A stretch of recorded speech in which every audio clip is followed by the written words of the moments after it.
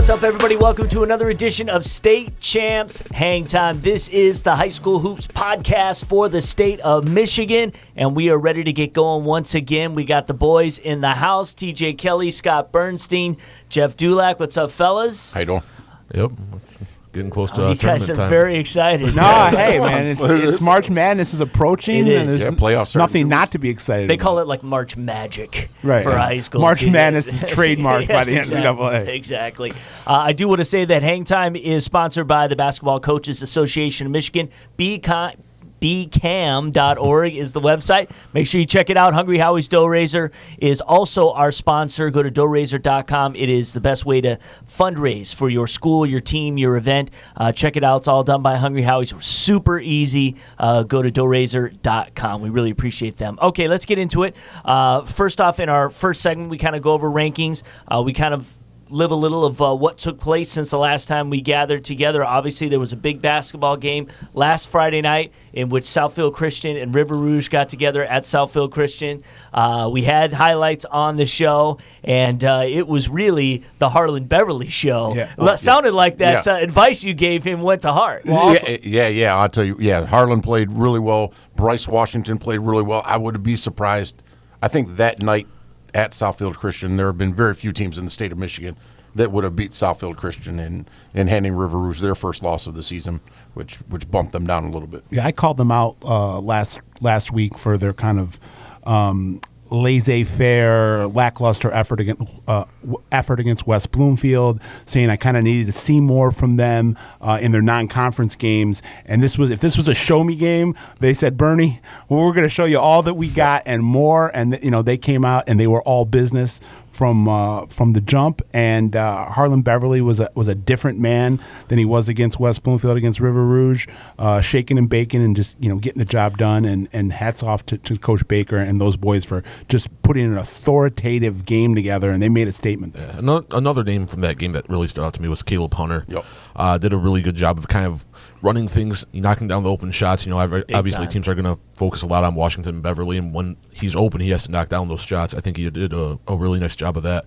But with Southfield Christian, I think it's just kind of a matter of this team being in a position where they kind of like, I guess, like the 2005-2006 Pistons, where it was kind of like flip the switch, play when we know we need to play, and kind of. I just had never seen that from Southfield Christian. They were a team that prides themselves on going like keeping that engine moving at 100 miles an hour every possession against every team. Yep. So when I saw the effort against West Bloomfield, it was really something I had not seen at all in the Josh Baker effort. Right, but this year's team. Just kind of strikes me as a flip the switch type of thing, and not having seen them this year, but seeing the result against Parkway Christian, they won, but they only won by 2, kind of getting beaten up by West Bloomfield. They lost to Edison. I saw 2 losses this year from them in the non-conference play, so I really wanted to see a grade A effort against River Rouge, and you got it in spades. Right. And TJ, despite what you said, meaning that they could play with anyone that day, you did not move them into your Super 10. You know why? I think that they still have some losses that, let's say, that keep them out of there. For example, if I move them into the Super 10, does West Bloomfield move into the Super 10? Just in saying that how West Bloomfield did beat Southfield Christian, but with that loss, I moved River Rouge out of the Super 10. Yeah. I just would, and going back to what Scott was saying earlier, they needed to prove something. That's great, and I almost look at New Haven in the same way. They've got Flint Beecher that's coming up, I think, on the 27th. And then, then they start the playoffs soon after. I think they got a game between Pontiac, and that's talking about New Haven. But with some of the teams that don't have the stronger non-conference games and stuff like that, when they do play out of conference, out of league or whatever, they need to play, up to their expectations. Right. I would even say that more than our expectations, because we're not the ones that are out there playing the game. Right. Speaking of trying to prove something, or feeling they have something to prove. Sticking in Class A, the one beef that we've been getting out there is why you don't have Clarkston as number 1. I got a couple of emails this week. Yeah, exactly. We're seeing it. The Clarkston community waited a long time for them to win a state championship. They've done that. They've come back. They've proven pretty much, for the most part, who they are, where they should be, where they're going to be. And Skyline yet has not played the kind of schedule that a lot of their community reckons they should be number one. And they just you go ahead. Let me just point out something that happened last night. Okay, they drubbed Romulus. Yeah, they did. Yeah. So that You're was talking about Clarkston. Clarkston drubbed Romulus. Right. And so that was kind of another salvo thrown our way. Like, hey, we should be considered for that number one spot. Skyline just beat Romulus too. I mean, if that and let's also remember this. Like Ann Arbor, Pioneer, Huron, and Skyline, like those are three teams that can beat each other at any time. And Skyline is, and Huron is not a bad team. I mean, they've only lost 3 or 4 games this entire year. I'm just waiting for that staple win. Like I've mentioned with like Wayne Memorial and stuff like that in the past. Let's say this: Ann Arbor Skyline wouldn't beat an then undefeated Old Redford team or one-loss Old Redford team. They beat Wayne Memorial. They beat a lot of teams. They just might not have gone out there and beat a Troy High or who's in the top 10. Who's in the top 10 situation, or in Hazel Park, right. But they've still put together, a solid resume. Right. And again, so has Clarkston, right? Yeah, and definitely Clarkston is definitely, Memorial, they lost to East English Village. Are they number one? Clarkston started off number one. They're in pole position, and then they wound up losing to East English Village. And from there, it is what it is. You want to be number one, then don't lose to East English Village. So right. Do you wait? Do you? And this is just fun, right? It's a good conversation. Do you wait? Being the fact that Skyline hasn't lost. To give them the boot out of number one? Right, so they have to lose. Yeah, I really think compare, so. And again, I'm just being devil's advocate. Right. If you compare Huron and Pioneer and those teams against the West Bloomfields and the Troys of the world in terms of divisional play. Yeah. Okay. I think we can go there. Yeah. The Bloomfield Hills, they're all right. North Farmington, they're all right. Southfield, congratulations, they've got 2 wins. Bottom of the red is not great this year. Yeah. The top of the red is the best it's been in probably maybe 10 years. Yeah, and West Bloomfield is like right on that in that middle right there. Okay. So well, how about this? I would love to see Skyline. I think Skyline and Clarkston would play in the semifinals, if not finals.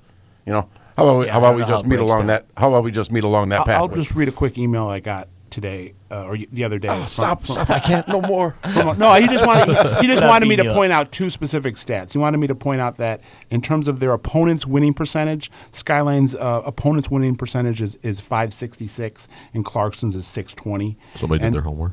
And then Clarkston is 2-0 against Super 10 teams, and Skyline hasn't played anyone in the Super 10. Here's what I will say as far as Clarkston's concerned. Clarkston is very, very good this year.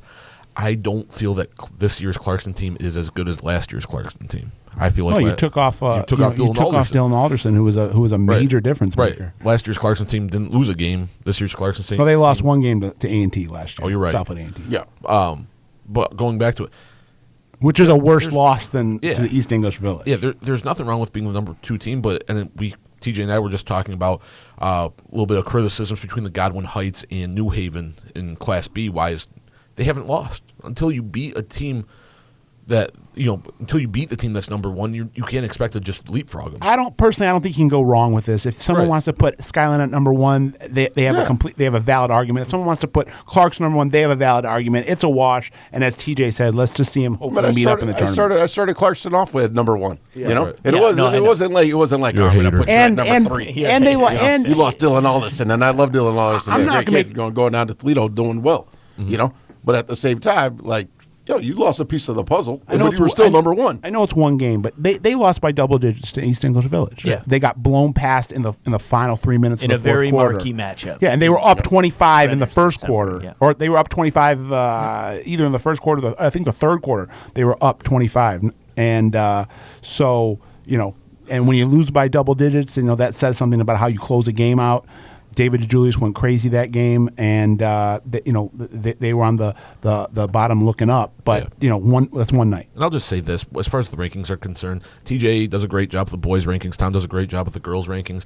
But in the end, the rankings don't really mean a whole lot. Everybody gets it. It doesn't mean Clarkston's not going to make it to the Breslin Center. It doesn't mean that Skyline's going to win a state title. They're just rankings. They're opinion based. And even going back to with percentages and saying, I know it's fun to work out the cybermetrics of everything. But some teams just match up better against other teams. You know, trust me, I have these conversations all the time. And if I've got 5 guards going to get Wayne Memorial is probably going to play Skyline tougher just because they match up better. Yeah, and they don't have to worry about they don't have Curry. a glitzy record. Yeah. Yeah, man, but Wayne Memorial's still a pretty Well, yeah, darn Wayne good team. Memorial's only losses are Clarkston, Canton twice, Canton, and they lost to Clarkston or Skyline. Yeah. Skyline, Clarkston, and twice to Canton. Yeah, those are their lost losses in overtime for to Wayne Skyline. Memorial. Right, so they haven't lost to a team that They got the and Super even 10 schedule, man. even like Troy High. Yeah. I mean their losses are to Skyline Hazel Park, to Hazel Park, twice to to Canton, Clarkston, and to twice to Clarkston. Clarkston, You know, all right, whoop-de-doo. Congratulations, those are your 4 losses. I mean, I'm not jumping off a bridge because of that stuff. All right. Don't expect it to. All right, well, let's wrap up the ranking segment and get into just a couple things. We'll move down a little bit. First one in Class B, Olivet moved to 16-0, and they have moved into your top 10. Yeah, I really like what Olivet. And if you can go back, 15 years ago, they had a really strong team. I remember there's Jordan Fox. It's killing me. I can't remember their 6'8" kid who wound up going to Eastern Michigan. But there's a nice little pocket of basketball that goes on, you know, in the Olivet, the Kalamazoo, you know, in that area. And so I think that, you know, they're deserved. Obviously, being undefeated, we still have some other teams out there that are undefeated. Voyager, former consortium, is undefeated. You know, so I mean, as we go and work out all they're going to only be one at the end. Right. They got 2 great names on their team in Olivet. They got Nick the Quick Jungle. So, I mean, he's like with a J, Jungl. Yeah, and they got Nate the Great Zona.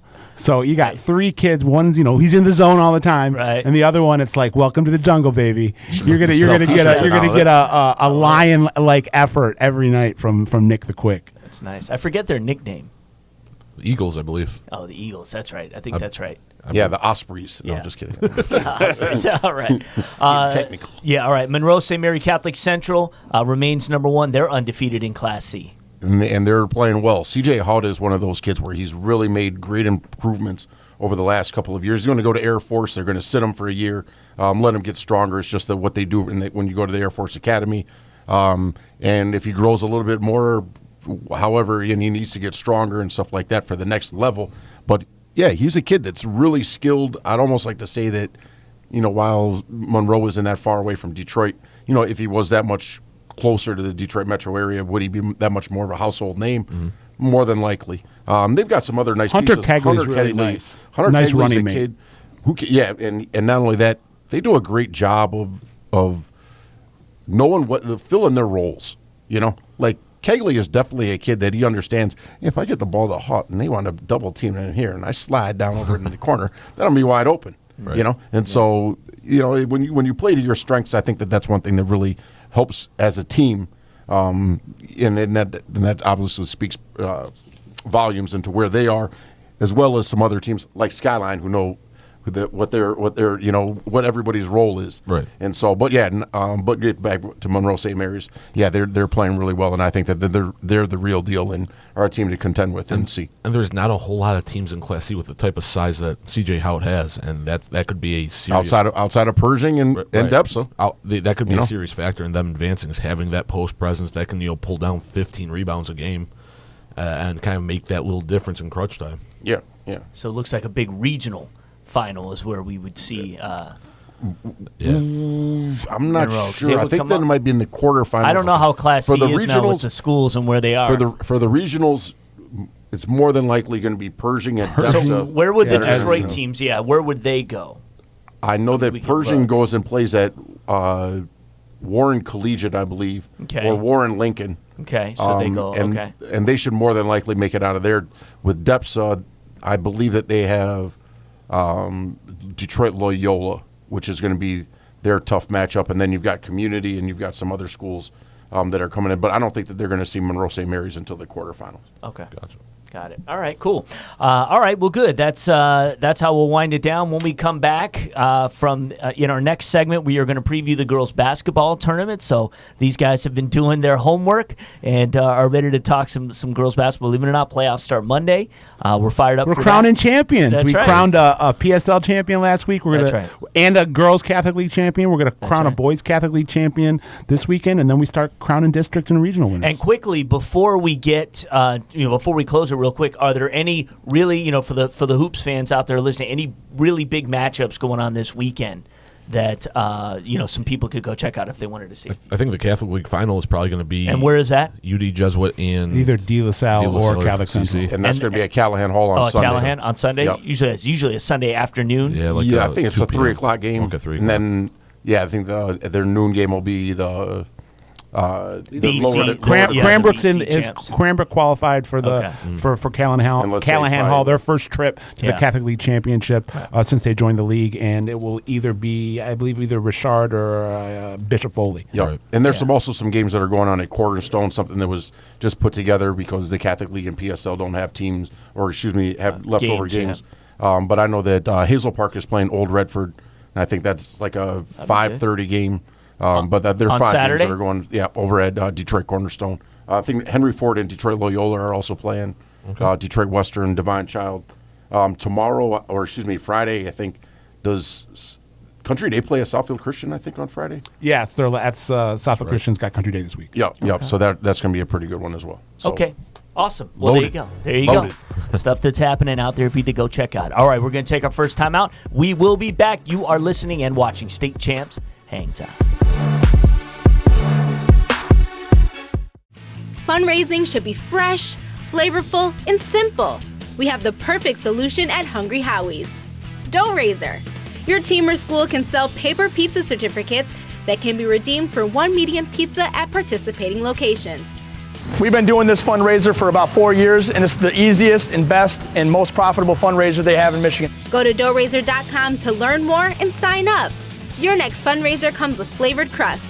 Welcome to Hungry Howie's Dough Raiser.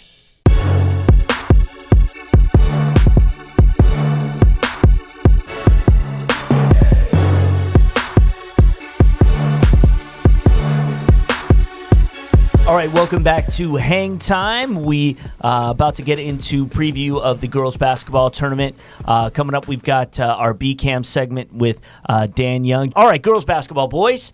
We'll just go A through D here and talk about who we like, who's playing well, and through some of your research, who you feel has got a chance to this year go to Calvin College for the finals for the first time. The state finals will, in a long time, will not be in East Lansing. They will be at Calvin It'll be College. a different feel. I'm riding for Class A. I'm riding the Jada Hampton Express with East Lansing.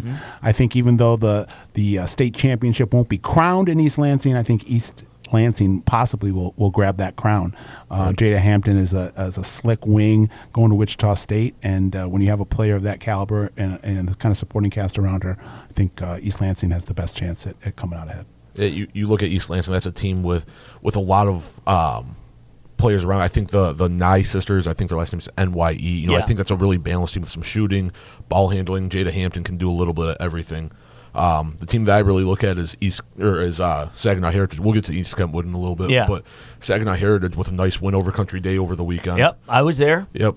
They got a playmaker in Mo Joyner. Yeah, I think she's it seems like Saginaw Heritage the last 3 or 4 years has had really, really good regular seasons, and at some point in the tournament it's just fallen apart. Yeah.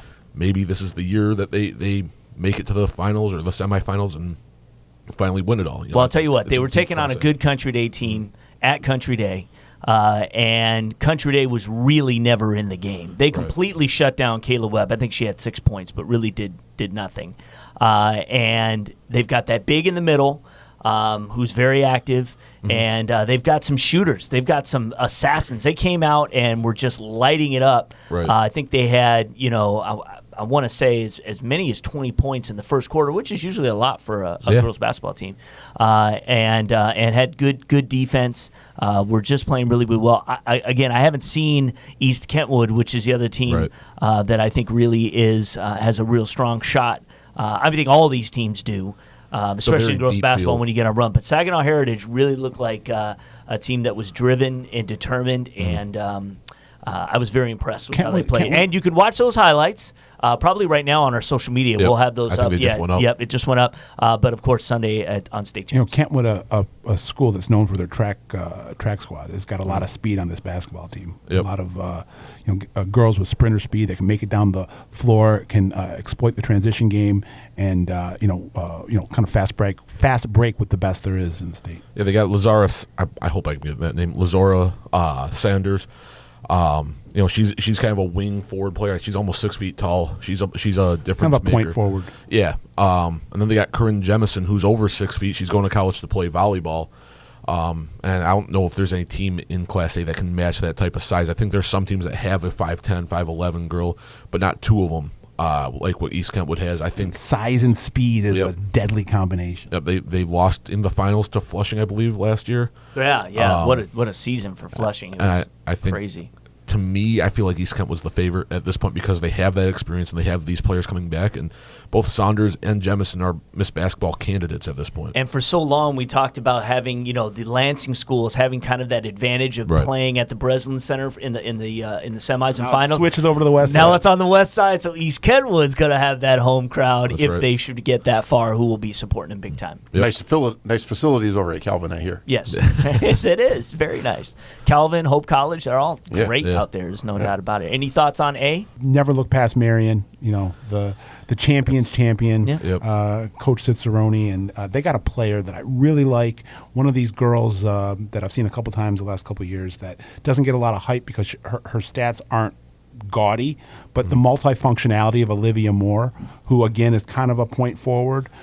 She's continued to make progress. Yeah, and she's this kind of girl that's going to get you 10 points, 8 assists, 7 rebounds, 3 steals. She's not going to score 25, but she's a pace setter, and she can do it inside and out. So when you got a player like that, they got a girl named Uchi Eki, I believe, in the middle, who's nice, athletic, big girl in the middle. So don't look past Marion. Then Ann Arbor Huron's they've had a really good season this year. I don't know any players on the team specifically. Yeah. And then you go to a team like Wayne Memorial, which we've talked about a lot, and I talk about star power. And if Camry Clegg gets on a roll and Wayne Memorial gets on a roll, they can make a deep run. Well, again, another state champs plug, if I may. Right. Our main event this week will be the KLAA championship between Howell and Wayne Memorial in girls basketball. That is Thursday night. So if you're listening to the podcast, it's tonight. Right. And we'll have those highlights on the show. Really anticipated matchup. Heartland has had a great season. Unfortunately, they play a lot of the same teams over and over.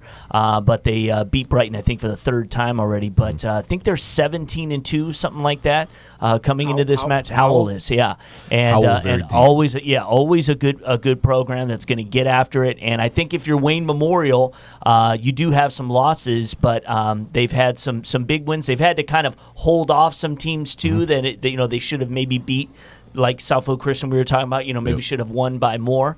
But I think they'll be motivated for this. And there's nothing like winning some hardware right before you get into the tournament. And again, Camry Clegg is one of those difference players. makers? Yeah. Well, right now you're playing yourself onto the ballot for Miss Basketball, and then of course, in games like these are the ones that, especially if they're on state champs, right? Yep. Right. That people are going to see, voters are going to see. They're going to see your performance, so you want to do well. Yep. All right. We have spent a lot of time on Class A. Yeah. Let's move over to Class B. All right. And again, we talked about a little bit about the Saginaw Heritage Country Day game. Again, you can watch those highlights on our social media right now. So go to State Champs Network, Facebook or Twitter. Country Day has pretty much been the team to beat in Class B. Williamston, until they had that injury. Yeah, Maddie Waters went down. Yeah, exactly. Was really kind of the 1-2 punch that they felt. And Williamston has still played well. Oh, absolutely. They have come back. They have not thrown in the towel by any means. I think they just suffered their first or second loss to Fowlerville. Right. Maybe it was yesterday. Yeah, and that Lansing area is always good for girls basketball, Yep. and the teams that they schedule. I think, again, I want to see Country Day again.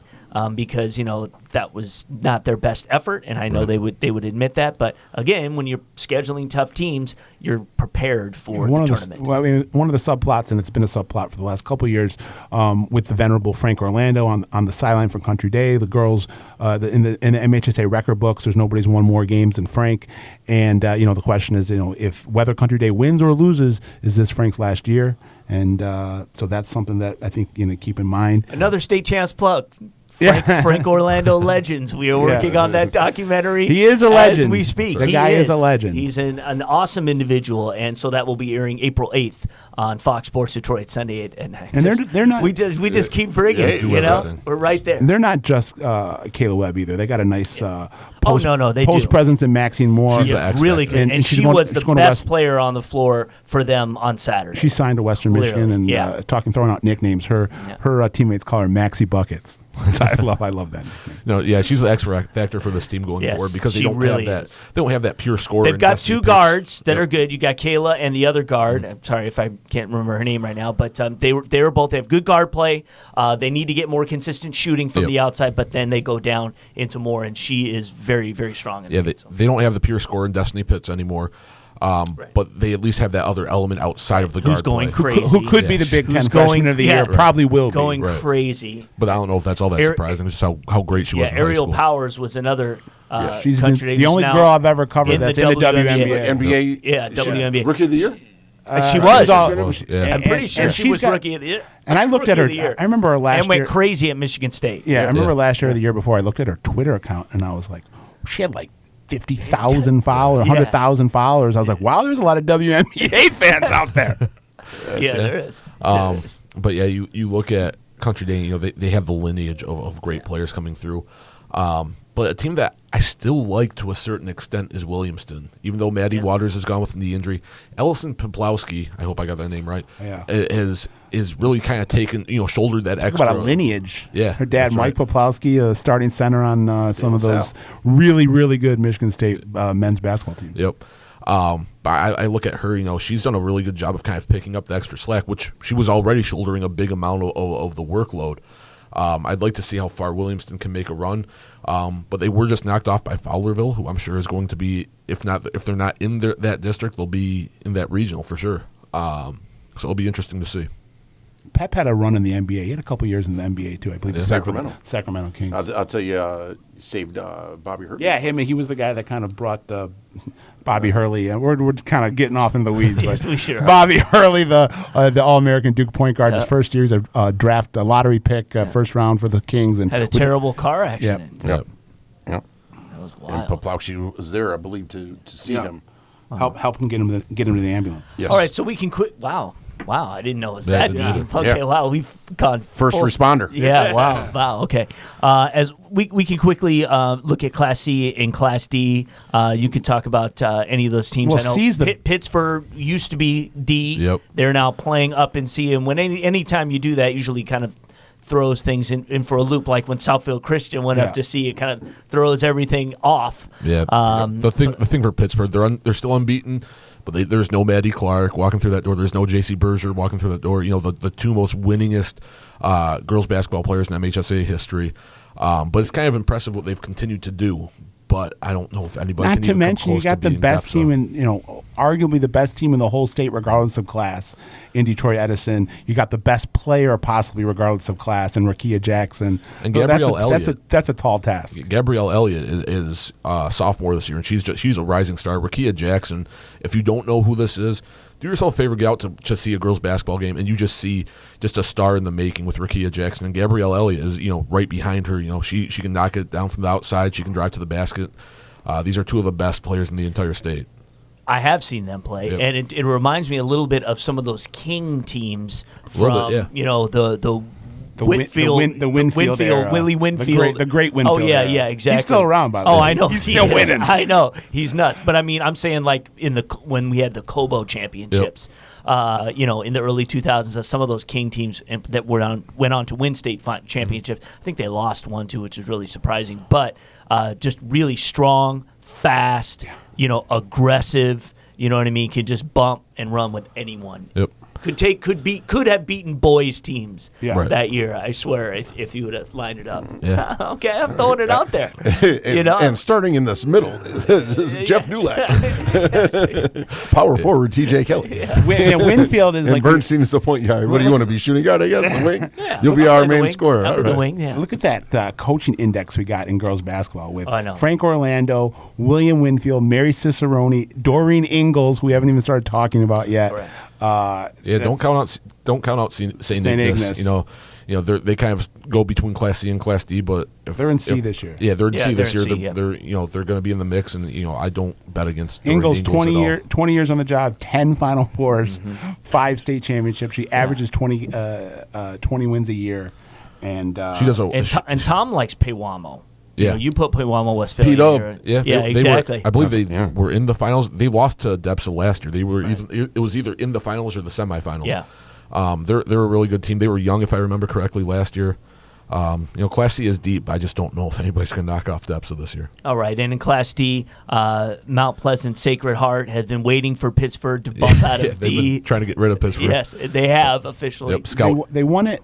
Sacred Heart won it in 14. Yep. And then they've ran into Pittsburgh the last couple of years. 3 years. They've Scout Nelson. They got a nice guard for inside-outside combo with Scout Nelson and Sophie Ruggles. Yep. Scout Nelson's she started as a freshman on that team that went to the finals. And I just, at this point, I think it's Sacred Heart. That's always been a state power. They were knocked down a little bit because of Pittsburgh's presence, but now Pittsburgh's up in C, and I think this is the year that Sacred Heart gets it done. Yeah, I don't think we don't have those Waterford Our Lady of the Lakes team coming out of. They got a star player. You said there's Roback still left there. I don't know on the girls' team. Okay. I know Tiffany Cenarius has been. Right. She's one of these girls that seems like she's been there forever. Yeah, right. Yeah. And she's A been fifth-year in at senior. least one Final Four. So they just won, or they lost in the Catholic League Championship by a point. Yeah. There was a team. To Shrine. There was a Lakes team 2, 3, 4 years ago that went into the playoffs at like 7-9 or something like that, and still made the Final Four. I think that was Tiffany's senior or Tiffany's freshman. Yeah, and they lost to Pittsford, but you never count out Lakes making a run. I just don't know if they have what it takes to win it this year. All right, well there you go. Girls basketball covered up and down, A through D. Looking forward to the tournament. Again, watch State Champs. We'll have highlights next week of some of the best playoff games that are happening. I know there's one right on Monday, and I can't remember what it is that we're probably going to cover. But anyway, stay tuned. Follow us on social media, and you will see everything that we are doing, which is a lot. All right, we're going to take a break. When we come back, it's our BCAM segment, and then we'll come back with Fact or Fiction, and kind of a new segment that Dullack has dreamed up, and we'll have some fun. Yeah, exactly. So we'll throw that out there so you can stick around for that. So, hang time. We'll be back in a flash.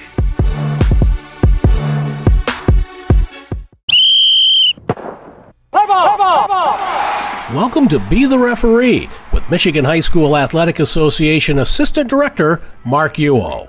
Today we're going to talk about one of the great myths in all of basketball rules, that a defensive player must be completely stationary to take a charging foul against an offensive player either on the drive or on the dribble. The reality is that a defender only has to obtain what's called a legal guarding position. A legal guarding position is when the defender is facing the offensive player and is essentially beaten him or her to that spot on the floor.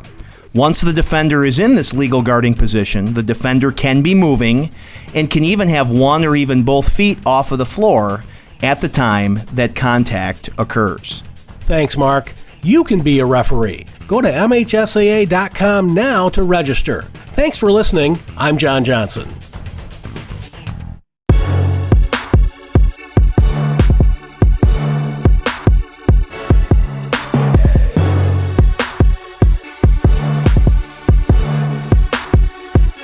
All right, welcome back to State Champs Hang Time. It is our BCAM segment of the podcast, and we are very happy stepping away from his busy schedule. Coaching the Canton Chiefs is Jim Reddy, who is on the phone with us right now. Coach, thank you so much for joining us. Thanks for having me. All right, this is great. So, modern technology, right? It's fantastic. Dan Young, of course, is here.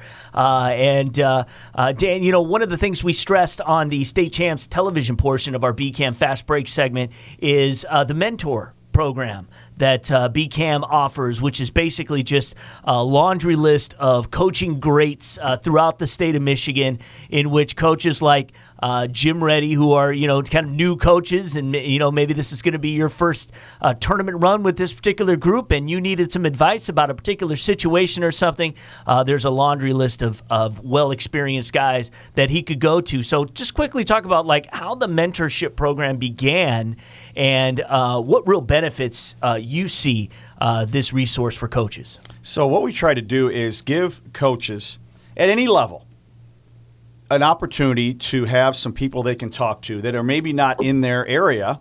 I mean, I think we all have natural mentors in our communities, but outside of your community, somebody you can lean on, run something by, something maybe in a parent situation or maybe a situation within your team or something run it by them. You can email or call. But these coaches, we just kind of shot it out there to our membership, and it was just a great response we got back. You've got, like, for example, Rick Albrose at Davenport College. You've got Dan Fife on here. You've got Dave Ginsberg, who's one of my mentors when I got into coaching for. And the list goes on and on. Bob Bloom, who is a mentor of both Jim and myself. Reach out to these people, and they're there to help you. I was going to mention to Jim, who were some of the guys, I know he just mentioned one, who were some of the coaches that were really influential as you began? Yeah, you just mentioned Bob Bloom. I just talked to him today at about 3:30, 4 o'clock for about 20, 30 minutes. So, I mean, he's obviously been a huge influence. He's been a huge impact on what we've done here at Canton and how we've played. I've had a lot of mentors. Coach Young, who's there right now, was probably my first mentor. I mean, he was my middle school PE teacher. He's the reason why I wanted to be a teacher and a coach. And I made that decision when he was my middle school PE teacher, and then I played for him and learned a lot from him and playing for him.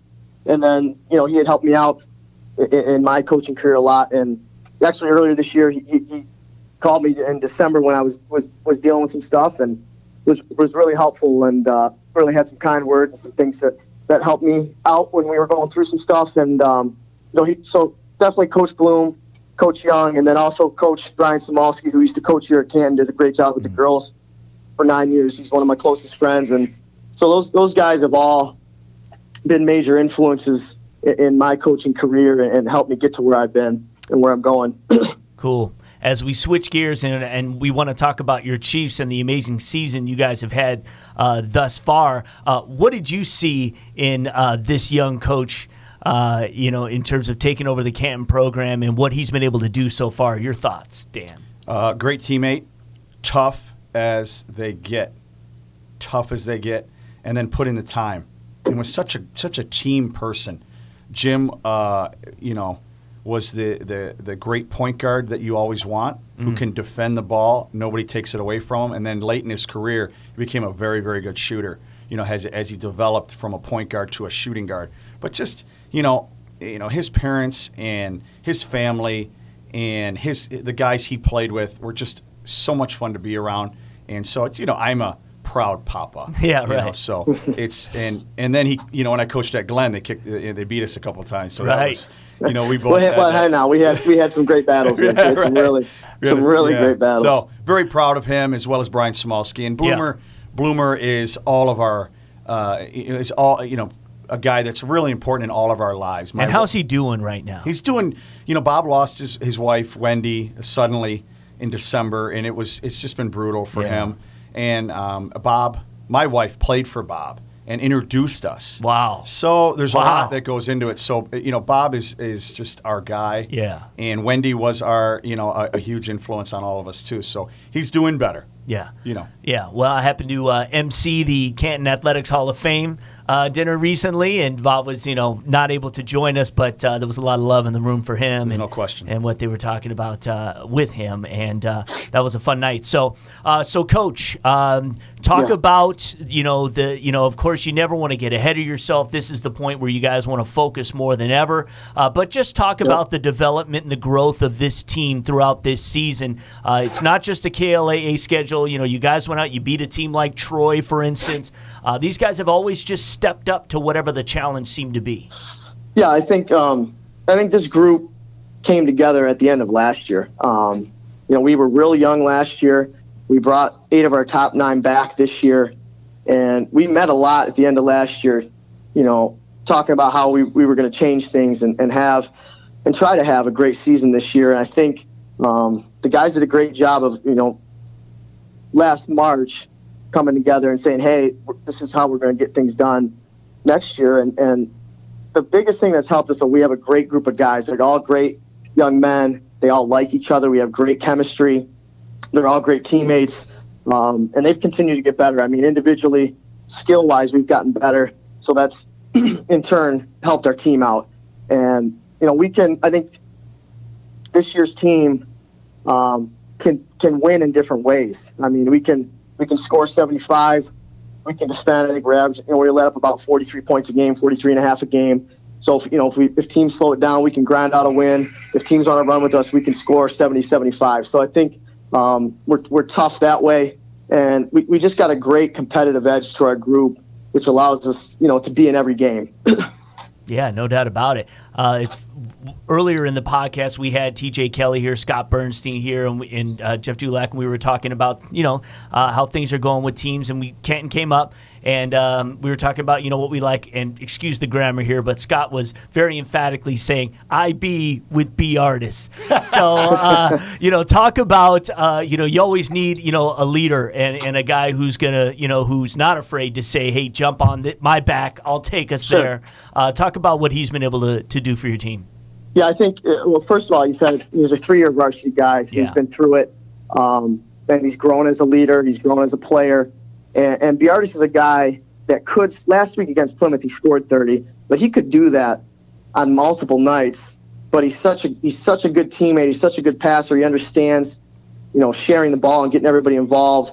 And so he's taken a back seat to kind of maybe scoring more than he could.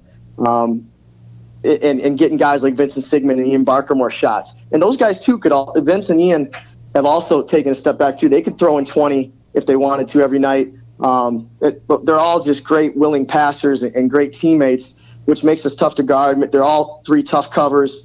But B, he's a real good competitor. And he can get a shot for himself or he could get someone else a shot pretty much whenever he wants. And he's done a better job with his toughness and getting to the rim and getting fouled and finishing. And then his major strength is that if we're up 4 or 6 with 2 minutes left, 3 minutes left, we can go, to our kind of our end of the game offense, and he's tough to force into a turnover, or even force a 5 count or force any kind of deflection. So. He does a lot of things really well for us. That's the thing. When I watched you play the few times I did, with the times we did, is your guards handle it really well.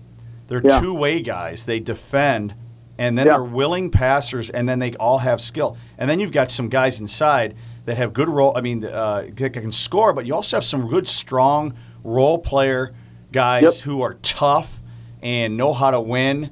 And so it's a good group. But as you know, at the end of the year, anything can happen. So I know you're going to be ready. And I think, when people have asked me, Tim Smith asked me last night after the game, you were 20-0 2 years ago. What's, right? Is this the same kind of thing? And this team is totally different than that team in the sense that team 2 years ago had to play great defense and rebound every night and grind out wins. Yeah, to have a chance. This team has multiple guys that can score and beat you. Right. And they also, like Coach Young just said, they're two-way players. They defend and we rebound. Rebounding has been a strength for this team at both ends. I mean, last night we had 16 offensive rebounds. Wow. So we're totally different than 2 years ago. So, and we've done a better job of talking about the record doesn't mean anything. We're trying to go as far as we can. We're trying to win as many championships as we can. Yep. The record means nothing. We're just trying to get better right now and continue to compete for as many championships as we can. And Novi was a team that got a lot better after January. So talk about the challenge that you will have facing them. Yeah, they're as talented as anybody in our area. I mean, they got 3 guys in the perimeter that can all score 20. They got the big guy inside that helps them, and they're going to be tough to beat. And we just had one of our guards get injured last night, and I'm not sure he's going to be able to play Friday night. So it'll be even tougher for us. But we're confident in our team's ability to have the next man step up and play and kind of pick up our teammate that's out. So, but they're fast, they're athletic, they're quick, they can shoot it. So obviously it's a tough challenge Friday night for sure. And where is that game going to be? It's at Canton Friday night. So that'll be at Canton Friday night, and that's for the KLAA title? That's the semifinal. Okay. Semifinal. Yep. Right. I know we've got the girls' title on Thursday. Correct. We'll be covering that on State Champs. That's going to be Wayne Memorial and Heartland, which I'm sorry, Howell. Excuse me, Howell is the team that's going to be. And Wayne Memorial and Howell have never met on the girls' side ever. So this is the first time that they're playing. That will be a great. That game. will be a great game, and both teams have college players. Yes, and Camry Clegg, one of them for Wayne Memorial, I'm sure looking to really put her name out there. So, Coach, before we let you go, and Dan, you can comment on this as you get set for the second season, as it were. The Class A state playoffs are just a grind.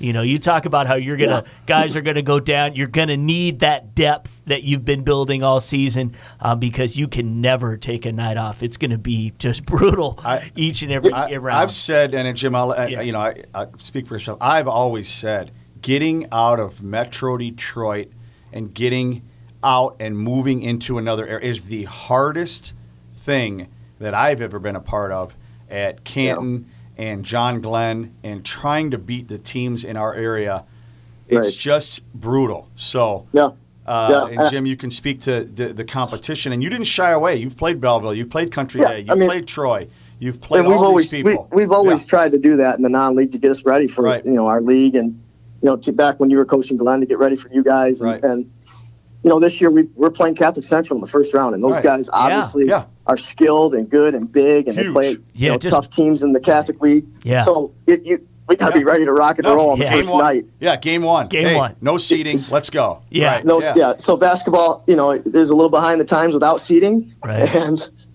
it is what it is. So we have to be ready to go on March 5th against CC.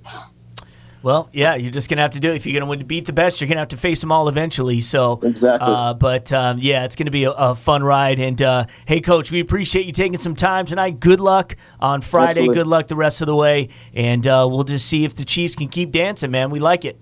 Thank you. Take care, guys. Appreciate you having me on. All right. Congratulations on your season, Jim. Talk soon. Thanks, Coach. Appreciate it. Take care. Take care. All right, so that was Jim Reddy, the coach at Canton, and we want to thank Dan Young for getting him to bring him on. And just real quick, again, just to kind of put a statement on the playoffs, what's like one of the stories that you can share from just talking about districts, let alone regionals in the state tournament, and just how demanding it is. So. I had Nick Daniels, who's captain at Oakland University. Very proud of him. He's senior day on Saturday. Nice. His junior year, we were at Glenn. We're playing Romulus, who ended up going to the semis or even the finals. Ray Lee, Wes Clark, E.C. Matthews. So we're 17 and whatever. Yeah. We're pretty good. Mm-hmm. So it's tied after one. It's tied at half. This is the district semifinal. It's tied at the end of 3. And Wes Clark hits a floater at the horn to beat us. We played perfect, and we still couldn't get it done. But I left that game, and we walked in the locker room, and we were just like, we could have made a free throw 2 or here or there, but we couldn't have played any better. Yeah, you left it all out. We left it all out there, and I think for just thinking back to that game, even though it was a loss, it was really a win. Because you walked out like they were just right. Loaded. Okay, yes. I don't have to say it. You don't, right? And we've all been in that situation. So I always I want to shout out to the coaches that are doing the best they can with their team, and they're playing the best they can play. And even if it's not good enough, you got to feel good about it. Yeah, it's interesting because just a couple of games before that same year, we were doing a game with Romulus and Country Day, and that was Country Day. They were stacked that year at Romulus. At Romulus, and E.C. Matthews hit a game winner at the buzzer. Crazy. To beat them. So they were just destined. And, sometimes it just doesn't fall your way, and sometimes luck's on your side. But, when you have good guards like Canton, Yeah, and this is why if you're a Hoops fan, we encourage you to not say, well, I'll wait to the regionals. I'll see maybe the court. Great games right now. Great games that are going to be happening from the district, from the beginning. And we're talking all classes, B and C. Yeah, that KLA Girls Championship is going to be incredible. Yeah. And then, we're at the state tournament next week for girls and then 2 weeks for boys. And it's the best time of the year. Yeah. It's the best time of the year. Absolutely. So, all right, well, check it out. Go to bcam.org if you are a coach interested in becoming a member. Everything they offer, the mentor program is just one thing that we talked about. And obviously, now get your nominations in right now if you're a coach listening to this for all the awards, the academic awards, the BCAM's Best, all that stuff. So do it now. And Dan, thanks again. Let's do it again next week. Awesome. Thanks. All right. Fundraising should be fresh, flavorful, and simple. We have the perfect solution at Hungry Howie's. Dough Raiser. Your team or school can sell paper pizza certificates that can be redeemed for one medium pizza at participating locations. We've been doing this fundraiser for about 4 years, and it's the easiest and best and most profitable fundraiser they have in Michigan. Go to doughraiser.com to learn more and sign up. Your next fundraiser comes with flavored crust. Welcome to Hungry Howie's Dough Raiser.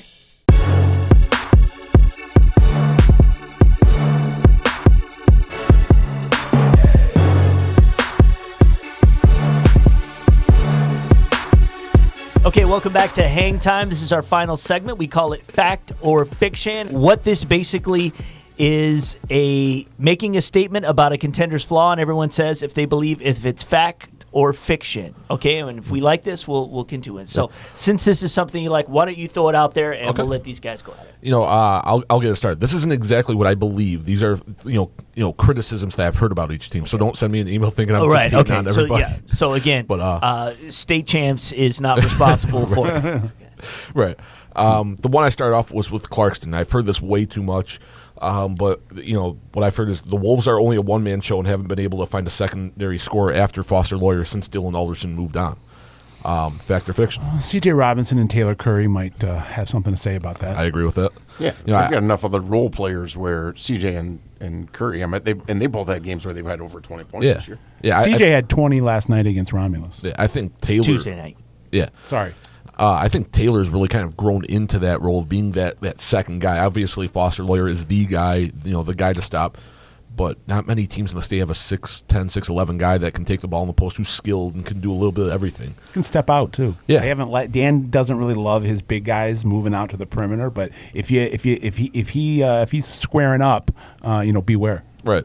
I think that one's a pretty easy fiction one. Yeah. What's next? Ann Arbor Skyline and Hazel Park. This is so. If you want to criticize me, this is the one that I came up with on my own. Okay. Neither of these teams have a true big man. That's gonna be a problem for them when they get into the state tournament. JDULLACK at state champions.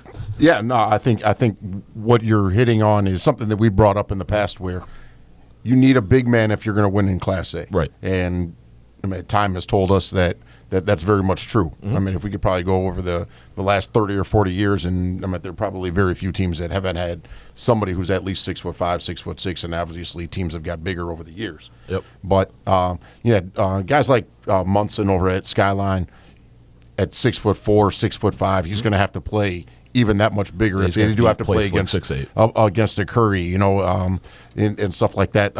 Hazel Park. They've got guys like Kyle Washington who play bigger than what they are. Who's the Kyle Washington and Kari Adams. Yeah, Kari Adams. And Kari Adams is another kid who's almost looks like he should be playing football. At 6'5", 6'6". Julian Jones is on the wing as well. And is he beefy? Yeah. He's been doing his push-ups. But with Adams.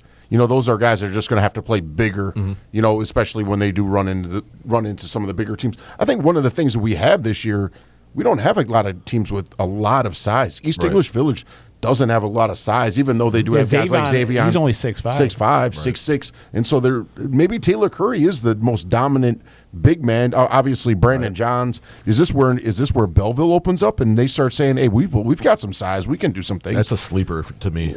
So Class A is going to be a lot of fun. And I think that teams, just because of the uncertainty of we can't pinpoint and say this team and that team, this team and that team. Right. This is Fact or Fiction. What's next?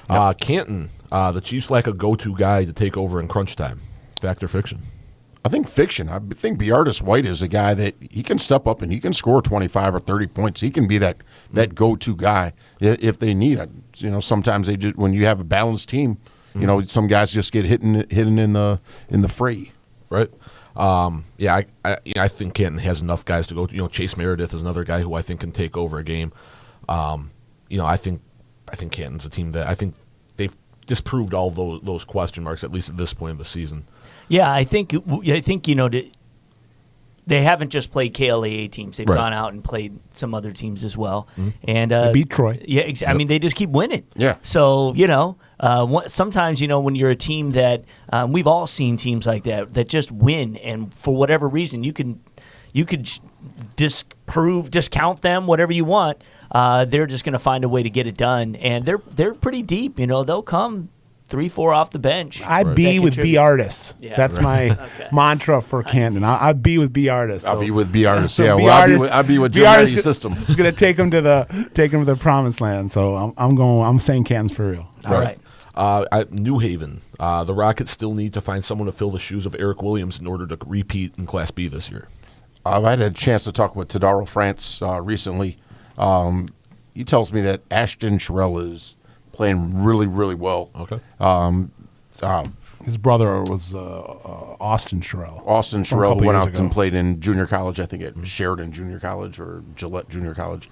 But Ashton's one of those guys. He's been really stepping up. And if you look at it, I mean, he's 6'7", 6'8" with good size. I mean, he's a wonderful complement to Romeo Weems. Right. And Romeo just goes out there, and I want to say that Romeo is almost like one of the closer players that we have to a Draymond Green with a lot of versatility. You know, like that Denzel Valentine, where he just gets things done and knows how to win. And obviously, those two other guys have won state championships, and now will Romeo also shoot for his second? Right. I think that that's definitely in the cards. Yeah, I think New Haven needs, you know, Sherrill is that guy that's good for New Haven, because when they face certain teams deep in the playoffs, like a River Rouge, they're going to play some really good defense, try to take Romeo away completely, and somebody else is going to have to step up.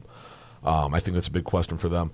I think I'll just put one comment on it. I mean, I think when you have a player of the caliber of Romeo Weems, I don't care who's around him. Right. He's such a game changer that with him in the lineup, you're going to have a chance to repeat. Right. And I will say that, and we've seen it throughout history, is that junior year at the Breslin Center, you get your team there in the Final Four, and how you perform. That's usually your breakout performance. And you can decide Mr. Basketball for the next year based on those two games. Right. Yes. And it's happened so many times. Except for Edmund Sumner. Yeah. You know, we were just talking about River Rouge. We'll go back to them. And I think this one was kind of came up on Friday. The Panthers don't have a go-to scorer that can take over games when needed. I think that's what River Rouge kind of lacked when Southfield Christian was making their runs on Friday. Harlan Beverly took that game over. Rouge didn't really have an answer for that. Is that a fact or fiction? Let's say this. I think that there's a fact and a fiction. Mm-hmm. I think if we know Mark White's not going to let too much out of the bag. All right. And saying that it's getting closer to the end of the season. All right, we're Southfield Christian. He's still trying to figure out, all right, who's ready to step up? Is it going to be Few? Is it going to be Micah Parrish? Is it going to be Torrance? Freeman.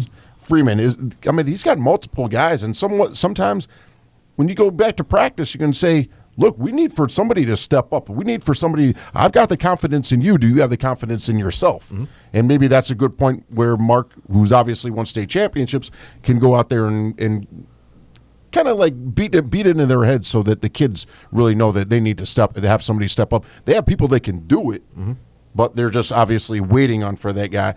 And obviously with a lot of depth and stuff like that, you're not going to see the 20, 25-point scores. I don't know this, so I'm just speaking. Have they played since Friday? Did they play yesterday, River Rouge? I believe they did, and I believe they won. Yeah, I was just going to say that first game after, is so important, especially for a coach, and to get it because I know they've got Monday's I think practice that's coming up. Look what Hazel Park did after they got thrashed by Clarkston. They went out west. Yeah, Rouge beat E-Course 54-36. Yeah. So that's and not only that, that's a rival. That's a semi-rival game, and it's the third time that they beat them that year. Yep. This year, which is hard to do. Yes, unless you're Depsa, who beat Pershing in the state championship. I'll weigh in and throttled them. PSL, yes, championship, yes. yeah. Bye. I'll weigh in and say there's some truth to that. I don't want to make a blanket statement and say for sure River Rouge is going to be doomed by their lack of a true go-to. It's faction. But I mean, I think Javian Torrance has to show that when the game's on the line, he can put it on his shoulders and score 10, 12 in the fourth quarter. Yeah. See what was unique about River Rouge last year is they had two guys that could do it. It was Darian Owens-White and Draquan Bell. Right. Yep. Yeah. And unfortunately for Rouge at the end of that Ludington game in the semifinals, they kind of fell apart and they there's certain things happen. It makes you wonder what this year's going to be like. I think that experience helps them, but I think it also proves the need for something like that to happen because they had two go-to guys and they still had their struggles late in the game. What's it going to be like this year? Because there's no doubt in my mind they're going to make a run. The football and basketball teams are kind of like in parallels right now, just hoping to get over that hump and make it happen. And maybe once that does happen, that'll be a program that all of a sudden is on a run for many years. Right. It could happen like that. Okay, next one, two more. Grand Rapids Catholic Central. The Cougars don't have the backcourt to take them on a deep playoff run this year. But they got a front court that's one of the best in the state. Yep. So with Bingham and how do you pronounce his name, TJ? Sorry about that. Polakovich. I always want to say with Bingham and Polakovich. I want to call him Polakovich. Those two are a pretty heady 1-2 punch. So, I mean, in terms of shooting, in terms of banging on the block, in terms of athleticism, in terms of length. And you know what, maybe if their backcourt is not that great, I think what is great that I've seen with them is their transition offense. So while maybe in the half court offense, maybe they're not as great drawn up plays as a guards and utilizing their offense to their perfection, but they can when they get out and run and they love to outlet and throw up and alley oop and all that. And there's an emotional X factor there that I think I've spoken about in the past. Polakovich, Jacob lost his father suddenly back in the summer. So that whole team is rallied around him and trying to get that ring for Pops. Mm-hmm. Yeah, you talk about their transition, and I had the opportunity to talk with TJ Meerman. They've got a kid that's really blossomed. He just moved back to the Grand Rapids area. I think he was living in Texas or something like that. But Daryl Belcher, 6'3" junior. Who's phenomenal in transition. And when I'm talking with Meerman the other day, well, how does he shoot the ball? He's like, he's had some games where he's been able to shoot the ball. Don't forget, there's another kid on that team. His name is Mikhail Bingham, and that's Marcus's younger brother. He's 6'5", and so maybe Grand Rapids Catholic Central doesn't have that traditional point guard, but they've got some other guys on that team who can get some things done. And then again, Marcus is 6'10" and can handle the ball. I mean, if no doubt, dude, he shoots the three well. If need be, I'm sure that he can help bring the ball up the court. And if you want to trap him or whatever, you can still put him in the middle. And who's going to stop that? Just put it up. Just be like, he's open. Right. So there's truth to the fact that maybe they don't have that knockout backcourt, but I'm saying, does it really matter? Right. And the question was, does that lack prevent them from a deep playoff run? And I would say that as of right now, that would see fiction. You know what? I think we've got to stick to our guns in there. High school basketball games are won by guards. If you don't have a point guard, you've got to be able to really get it done by committee and really have some playoffs for sure. And especially as soon as you get deeper into the playoffs. So, how are they going to face if they have to face a Benton Harbor in the quarters, or a Wyoming Godwin Heights, where it's like, all right, Lamar Norman isn't a true point guard, but they've got some other guys that can get some things done, and they pressure the ball. How does it set? You've got the website. How does it set up for Grand Rapids Catholic Central in the playoffs? I think the star power though between Polakovich and Bingham. I just think it makes up for it. So although I agree in theory, I think we're going to have some really good games. I you know what I mean? Where it may be a contrast of styles, but that's what might make it fun. Great backcourts do win in the playoffs, but this could be the exception to the rule. I tell you what, like with regional, I look at a lot of the regional semifinals, the double headers that you're going to have with, the districts and Wednesdays, the regional semifinals and stuff like that, where you'd really be able to take an advantage of an opportunity to go see multiple good teams. 3 or 4 good teams, 5 or 6 really, really good players in multiple regionals around the country, around the state. Yeah. And so I think that we're in a lucky position to be here. And we reached back till December when we first started talking about the season, and I think that a lot of this is starting to come to fruition. Yeah. Right. Yeah. Still Yeah, of course. Naturally, it's like there's all these brackets you hit the wrong ones, but that's all right. You can keep looking, and we can mention it. Grand Rapids Catholic opens up their district with West Catholic, and then they'll play Grand Rapids Wellspring. Coopersville is in that district. All right. Comstock Park. And then their region would be? Let's see. It would be Orchard View, Spring Lake, Montague, Whitehall, Fruitport. So I think they'll get through the region. Spring Lake is been. And what about the quarterfinal? Who would they possibly face in the quarters? The quarterfinal, let's see. They would have Kelloggsville, South Christian, Godwin Heights. So there it is. Yep. And Kelloggsville has been kind of tough. I think Kelloggsville has been good. They beat Forest Hill Central, or they just beat one of the. They've given some teams out there a run for their money. No, yeah. I'll tell you one Covenant thing. Christian, I think maybe they just beat. They did. They beat Covenant Christian week and a half ago, I think. We can cross this bridge when we get there, but Marquise Hastings versus Marcus Bingham, I think it's going to be a must see. I'm sure that Polakovich would say, I got this one. That's true. That's true. And Marcus would, and I've seen them play against each other. I think that matchup, they would have to go through and take Polakovich just because the wear and tear on Marcus's body might. That's true. See why he's going to be redshirting at Michigan State next year. All right, last one. Last one, Benton Harbor. The lack of a strong schedule will hurt Benton Harbor in the tournament. I'm not so sure that they had such a bad schedule. If you look at where they were before in the conference, and I think they've opted out of that conference just because they weren't playing anybody. Right. They wouldn't beat Coloma, who's a top 10 team, and Coloma, while they played them tough, they've got Zach Goodline, who's an all-state player. Yeah. They smacked Goodrich earlier in the year, 88-44, and why Goodrich might not be where maybe where they are presently, and they've had a nice run and maybe just got a little slow start to the season. I think that Benton Harbor has done with their schedule what. Maybe it's not Henry Ford's schedule, right? Yeah. But they've got some tough teams that they played in there. They just, will they step up their schedule in the future? And again, they had that, and the loss, as bad as it was 77-70 their loss to Hazel Park, and it looked like it could have easily been 20 or 25. Right. So I was going to ask if, considering you were there, is that a concerning result for Benton Harbor, that game with how much they struggled against Hazel Park? Again, Hazel Park rebounded from that Clarkston game. Yeah. Like, I don't think there were very many teams that wanted to play Hazel Park the day after Clarkston wanted to play Hazel Park the day after. Again, not taking anything away from Clarkston, but they just came out there and they dipped their gloves in some glue and some glass, and they came out swinging. So, do you think Benton Harbor has the exactly? You think they've got the chutzpah to go ahead and do it?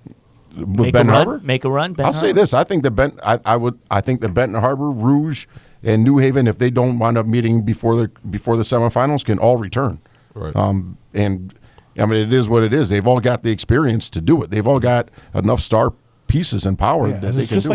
Just like the old adage that we just said, backcourt play wins in the playoffs. Star power wins in the playoffs. Benton Harbor's got Scooby Johnson, the sensational sophomore. So he really cut his teeth last year on helping Benton Harbor get to the Final Four last year as a freshman. So. Right. Yeah, that's huge. Once this and this is a lot of the same guys, right? Mm-hmm. That's on this team. Yeah, Eric Williams isn't there for New Haven.